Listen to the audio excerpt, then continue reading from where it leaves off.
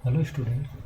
तो आज हम देखने वाले क्लास 10th का नेक्स्ट टॉपिक और आज का टॉपिक है हमारा प्रतिवर्ती चाप और प्रतिवर्ती क्रिया। तो इसको हम समझने की कोशिश करते हैं। अच्छा, सबसे पहले देखते हैं इसका संबंध किससे होता है। मेरू रज्जु से इसका संबंध किससे है?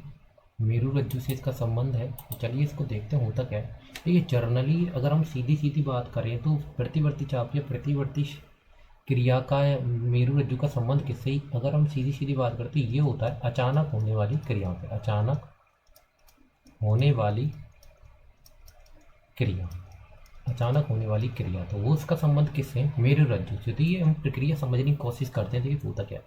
जैसे मान लीजिए कि एग्जाम्पल के लिए कि आपके पास क्या एक कप है और कप में जैसे ही आपका हाथ क्या हुआ, टच हुआ, तो हाथ टच होती है, आप क्या करते हो, तुरंत हटाते हो। तो ये सूचना कौन देता है हमें?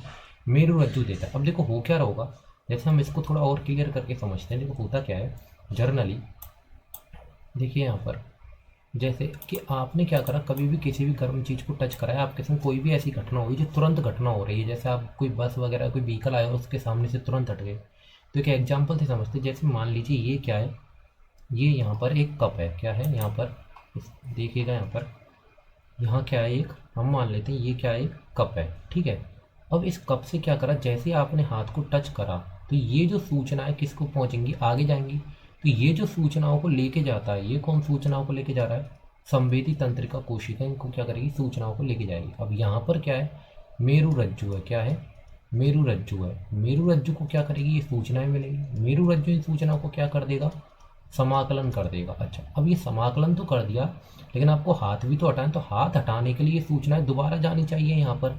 तो दोबारा जो ले जाने का काम है वो किसका है? प्रेरक तंत्रिका कोशिका का। कहने का मतलब क्या है, सूचनाओं को पहुंचा कौन रहा है, लेके कौन आ रहा है, संवेदी, और दोबारा कौन पहुंचा रहा है? प्रेरक तंत्रिका कोशिका पहुंचा रही। तो इस तरह से पूरा पूरा की पूरा मेरू रज्जु कार्य करता है, जिसको हम प्रतिवर्ती चाप या प्रतिवर्ती क्रिया कहते हैं। कहते कैसे हैं, थोड़ी सी एक्सप्लेन इसको हम ढंग से देखते हैं। चलिए देखो, प्रतिवर्ती चाप की अगर हम यहाँ पर बात करें तो आप बोल सकते हैं प्रतिवर्ती चाप क्या है, ग्राही अंग, संवेदी, देखिए ग्राही अंग, संवेदी तंत्रिका कोशिका, मेरू रज्जु, प्रेरक तंत्रिका कोशिका और कार्यकर, ये सब मिलकर क्या बनाते हैं, प्रतिवर्ती चाप बनाते हैं। अब एक एक का जो कार्य है वो कार्य, जैसे ग्राही अंग क्या, आँख, नाक, कान, जीभ, त्वचा, इनसे कभी भी हमें क्या होगा, जो भी महसूस होगा तो हम उसके सामने क्या होते हैं, तुरंत हट जाते हैं। संवेदी तंत्रिका कोशिका अभी अभी हमने देखा था, क्या करता है कि सूचनाओं को लेकर आ रहा है, कहाँ तक लेकर आ रहा है, मेरू रज्जु तक लेके आ रहा है।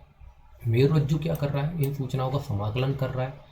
फिर उसका प्रेरक तंत्रिका कोशिका, प्रेरक तंत्रिका कोशिका क्या कर रही है, इन सूचनाओं को दोबारा लेके जा रही है। अच्छा, प्रेरक तंत्रिका, ये जो सूचना है, ऐसा नहीं है कि मेरू रज्जु से दोबारा चली गई, ये सूचना जो है दोबारा, उसके बाद सूचना जाने के बाद किसके पास जाती है, मस्तिष्क के पास भी ये सूचना जाती है। लेकिन क्या है, मस्तिष्क को हमारे को थोड़ा समय लगता है। तो ये जो तुरंत होने वाली, अचानक होने वाली क्रिया है, इन पर कौन क्रिया करवा देता है, प्रतिवर्ती चाप क्रिया करवा देता है। उसके बाद सूचना किसके पास जाती रहती है, मस्तिष्क के पास जाती रहती है। कार्य कर मतलब कार्य करना, नीचे लिखा भी हुआ है, इसको थोड़ा देख लेते हैं। तात्कालिक क्रियाओं पर नियंत्रण किसका कार्य है, मेरू रज्जु का। जैसे एग्जाम्पल के गर्म कप से हाथ हटाना, या हम बोल सकते हैं जैसे कोई व्हीकल आ रहा है तो उसके सामने से हम तुरंत हट जाते, तो वो भी क्या है, इसका एक एग्जाम्पल है। इसके और भी एग्जाम्पल हो सकते। तो ये पूरा क्या था, प्रतिवर्ती चाप और उसके कार्य थे।